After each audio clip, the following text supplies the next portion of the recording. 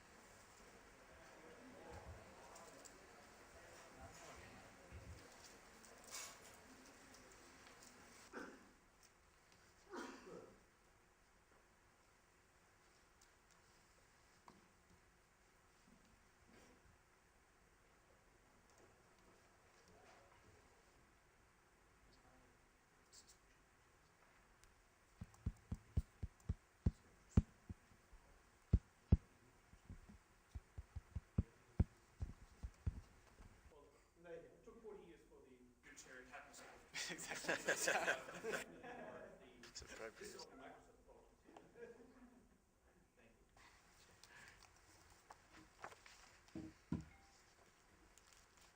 well, we're not 100% there yet, but yeah, splendid.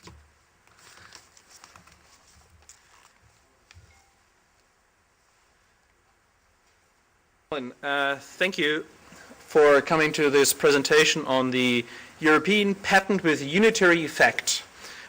In former days, this was also termed community patent, but probably after 40 years and with recent developments, especially from England, the word community is probably a bit out of fashion. So our friends in Brussels now term this European patent with unitary effect, and I will call it just unitary patent for use of simplicity. I will briefly talk about what the status is now. People are probably not dealing with the European patent system on a daily basis. Relatively briefly summarize the unitary patent, and then concentrate mostly on the court system, because the court system is the system where the largest risks and the largest opportunities are. I will dare to give some recommendations, which is very early, of course, because we're dealing here with intangible regulations. The regulations are there, but we're not quite seeing it yet how to deal with it. And then I hope for some discussion.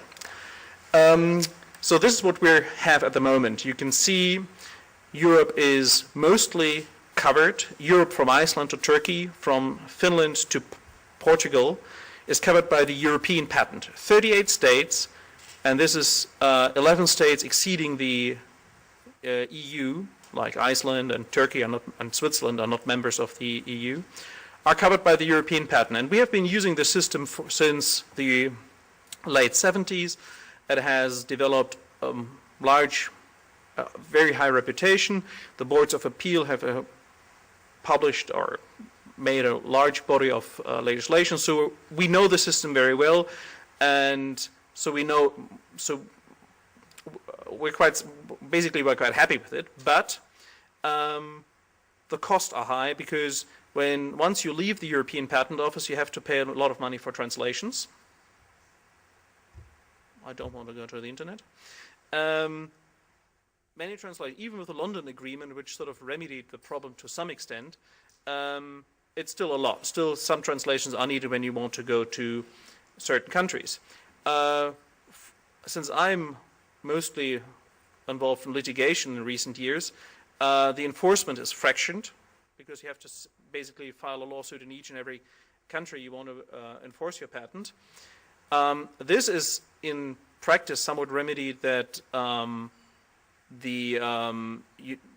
apart from certain cases, most cases are just sort of brought to court in one or two countries, and then sort of its time is right for a settlement, and companies normally don't sue all over Europe, just use these two test cases for settling things. So the system works in a way, but it's could be improvable. And the European patent, and this is somehow obscured by the drawing here, is it's a bundle of patent. And the unitary patent is really something which is just unitary to the whole European Union, with two exceptions. And this is more like the design patents, we're going to talk here about later, they are really unitary rights, whereas the European patent, as you know it now, it's a bundle of patent. The main obstacles in the last, I will just skip this briefly, I will skip this mostly. The most of the last 40 years was spent discussing translations and discussing how to set up a unitary court system. And for 40 years, nobody could really agree on that. And now we're in the stage that at least rules and regulations are agreed upon. They're not ratified yet, so there is still some risk that they don't become into effect. But for 40 years, after 40 years at last, we can have some reason for optimism here. So we have here 2 regulations and 1 agreement on a unified patent court. This is what I basically will talk about today. The European unitary patent will be granted by the EPO and according to the European Patent Convention. So from a prosecution standpoint, not much will change. You will get your notifications as usual, you get your office action, you will reply to office actions. There will be the problem solution approach to determine inventive step. The rules for novelty will be the same. So it is, the European unitary patent is, in the prosecution stage, will be rather unchanged. You will have to make a certain request that you want to apply for a unitary patent. When you file for one, you will have the option to do a traditional patent, European patent, and you will have the option for filing a unitary patent. And the unitary patent will be valid in 25 out of the 27 countries of the European Union. So the word unitary is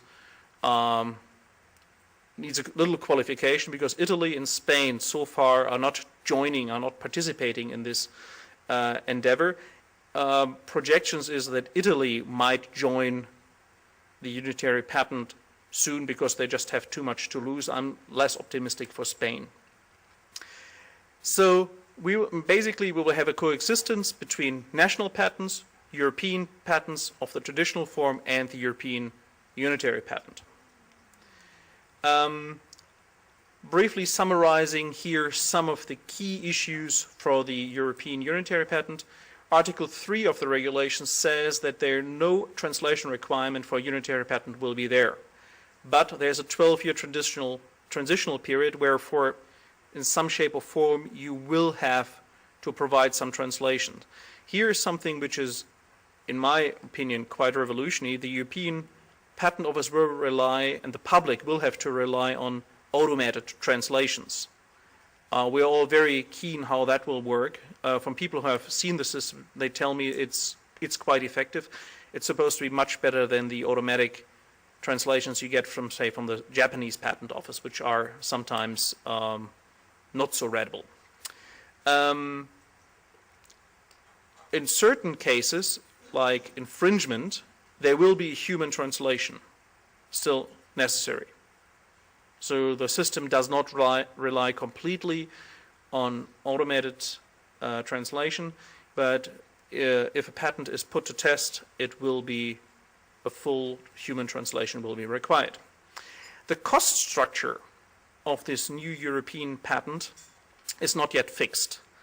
This will be dealt with throughout the year, and by the end of the year, hopefully, we will know more about that.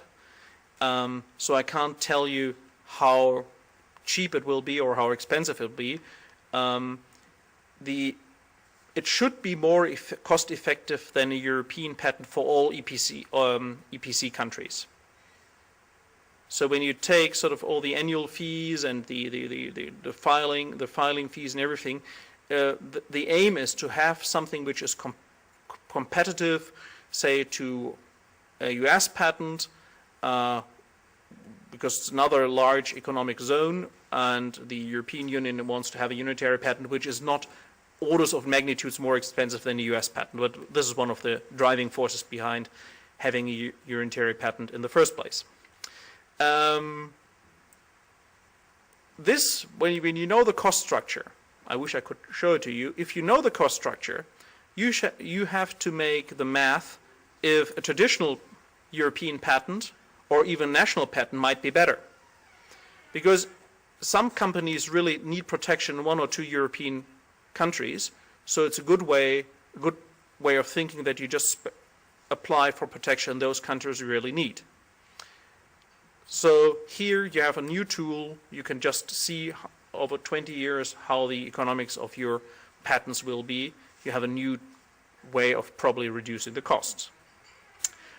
The filing strategy will be tailored to that effect. Here is so far the prosecution, as I said, will remain unchanged more or less. The European court system is something which is very new. And the rules of the court system were published 2 weeks ago in a final form, and the reason, and I have about every week I received a new draft, and these drafts I had differed in certain areas considerably. So now we have one sort of finalized form, which will be signed in February, I think, and then it will be needs to be ratified. I will come to the timeline later on. But the European court system is something unique. It will be something unique. It will cover traditional European patents in the end. There will be a transitional phase of 7 years. And it will cover the European unitary patent. So even if you file a traditional European patent, in the end, after a while, it will be governed by the rules and will be decided upon by the European court system. There will be a court of first instance. And this will not be, Europe being Europe, this will not be one big building where you go to, and so this is the European court of first instance. It will be scattered all over Europe. We have a central division in Paris with sections in Munich and London. So even the central division is sort of scattered. This is one of the results of the negotiation process within the European Union. And there are local and regional divisions. So, for example, in Germany, which covers about 60% of all litigation, patent litigation in Europe, there will be most likely four local divisions in Düsseldorf, Mannheim, Munich, and probably Düsseldorf, Mannheim, Munich, and probably Hamburg. It's not 100% decided. The Düsseldorf, Mannheim, Munich will be definitely local divisions, and those courts will deal with infringement cases and other cases which are handled by this court system. And other countries like France and the United Kingdom, and if the United Kingdom wants to remain in the system, will set up their own local divisions of the court of first instance. It's also possible that some countries pool together and make smaller countries say, hey, we have one regional court which will deal with the cases. There will also be a court of appeal in Luxembourg. That's sort of the next instance. And the interesting feature of this court system is that all panels of the court of the first instance and of the court of appeal will be multinational. Will have a multinational judicial composition. So judges from different countries will sit in each and every case. So even in a local division in Germany, there will be judges from other jurisdiction. And I talked to Mr. Steinbeiner. It's a bit like the Board of Appeal in the European Patent Office. We also have people from different judicial traditions coming together in one court, and that should give us some, even it won't be perfect, but it should give some optimism, because the Board of Appeal system in the European patent works. And these people with different legal traditions can work together to reach decisions. Another novelty here is that we have legally and technically qualified judges in all panels. This is certainly new for Germany, where you had the district courts would handle infringement cases, were just legally qualified judges. Here you will have in each and every court legally and technically qualified judges. These people need to be found, so I think the process of finding these people and composing these bodies is underway, or needs to be underway. There will be a pool of European judges, so that the divisions will be staffed by judges as required, and the details of all this are not worked out yet, but there will be a pool of European judges. The representation will be done by either attorneys or patent attorneys with appropriate qualification. This was a hotly contested issue, and only in the very briefly before the finalization, this was sort of this consensus was reached. This is what the court system is competent for. We have patent infringement cases. We have a declaration for patents for non-infringement, provisional measures, revocation of patents, counterclaims. When you file for an infringement and we make a counterclaim for invalidity, all these cases will be handled by this court system. So everything in the life of a patent will be handled by this court system. Like in Germany, we have now one court for nullity lawsuits, for invalidity, and one court for infringement. This European system will be different. You can go to your local division if the infringement occurs in that country. So if the infringement, say, occurs in the UK, you can go to the local division in the UK.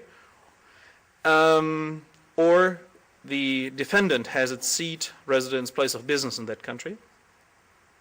The central division has some specified competence in case where the defendant is not in one of the contracting member states. But I guess that in most cases will be handled by the local divisions. Since we're running out of time a bit here, I will skip those a bit. Here, sort of the competence that's written in the regulation, so that's not really that interesting. This is new, and this is important. This new court system will have, it's a compromise between the legal traditions, say, on the continent and the UK. It doesn't have a full discovery process, but it certainly exceeds the means of evidence procedures we have in Europe and in Germany. So we will have to learn how to handle this system. So we can have court orders for producing evidence. We can have court orders to preserve evidence and inspect premises. We have freezing orders. These are all new tools which we will use, and I'm looking forward to using these tools because it just offers you more degrees of freedom, and in this forum. And this is something different, say, from what you used from in the US. The legal costs are borne by the unsuccessful party. This should give some sort of capping of the costs, so the costs of the system shouldn't run away as in, say, in the US. So when you heard earlier sort of millions and millions spent on infringement, that system should be more economical. And I can't say much about the court costs because they're not yet available because it's just 2 weeks old. Obviously, there is an appeal possible, which will go up to the Court of Appeal in Luxembourg. And this is important to notice that this Court of Appeal is strictly deciding on legal matters, and so producing of facts and evidence at that stage will be, I think, extremely limited. Reminds me a bit of the process we have before the European Patent Office and the German Supreme Court introduced recently.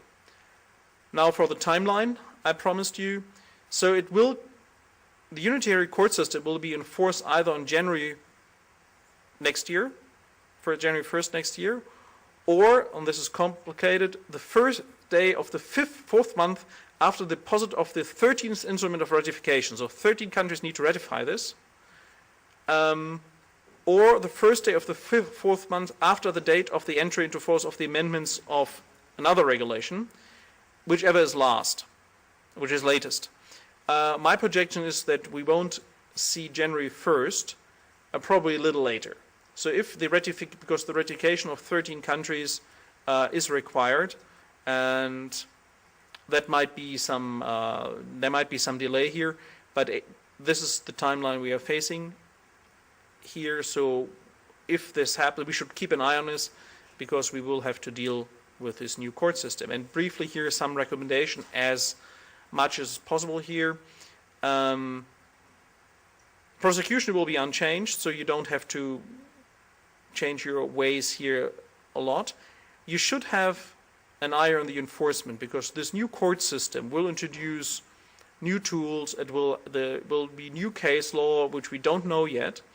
So if you want to play safe, there might be a renewed life to national patents, which you might use in your strategy, so that you might keep certain patents in national phases, because you want to do some forum shopping, or you want certain aspects of your invention not to be handled by this court system. So that's something you should keep in mind. Keep it. Takeaway message: the system will come in all most likelihood. It will be different on the court level, on the litigation, and it will take some time to effectively work. So if you want to play safe, think about the old European patent or even national patents.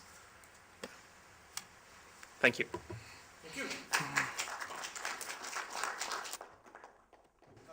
Since you have to be voted, do you want to take any questions? Sure, yeah, but this, but now, yes. but we need to I will keep hear. them very short. Yeah, sure. Does anybody have any questions? Divisions in the different countries. Then it is mentioned that lawsuits are filed, infringement, for example, are filed at the court of the place of where the tort, infringing tort occurred, or at the place of the domicile of the defendant. The appeal against the decision of the local court is done in Luxembourg, right? So what are the people in Paris doing? Outside the cases in which maybe the tort occurs in Paris, or the defendant. This is the revocation. This is mostly for revocation. Because the central division will handle cases which can't be handled by the local divisions, or you make the case go to the central division. There are certain provisions where you can actually. Yeah, I was going to ask another question. Where you try to bring it there. Okay. The central division is divided on technical lines. So London will handle chemical and pharmaceutical cases, Munich will handle mechanical cases, and Paris will handle the rest of it. And so with the revocation of patents, there's a certain way, there are certain regulations where you sort of go to the central division. I can show you the articles. It's basically just, you have to read it. Just a basic interest. Yeah, but it's important. This again, it will be a challenge to find the right way to the right court. That's going to be fun. Yeah. Well, for us lawyers, I guess. Yes, yeah, well, for everybody. Not for our clients. Are there any other questions?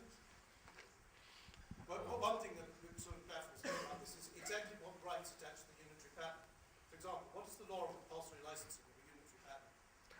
I think compulsory license. I have to check if the courts. There's certain controversial issues were spared because they couldn't agree on certain things. Compulsory license. I have to look it. I have to look it up. I've been told it sticks to national law. But what national law and where? I don't remember seeing it here, but there are certain things like sort of prior right is put in the agreement, and certain material law aspects are in that agreement covered. Only one addition, Günter Gottschalk from Europatent Germany. I was at the European Patent Conference in Hamburg, where it was launched, this Google Translate. I only want to add this, is on which basis this translation is being done. And I'm not so optimistic like you. The translation are rubbish. Also to make it in one sense. If you hear the cases, 35,000 requests at the moment comes from English into German. And I tried it, English into German. It's reading quite nicely, but the content is better than Japanese translation, or translation from Chinese into English and Korea into English. What they said, they have 32 languages. I can only say good British luck. for this translation, if you rely on this translation at all. It will. I agree. It will be a problem. It's better than the current status. But it's far from being perfect. But to admit, even if I read a German patent, sometimes it's very hard to understand. I'll say even in original language. Probably translation improves that. Just transform it. Anything else? Okay. Well, thank you very much indeed. Thank you.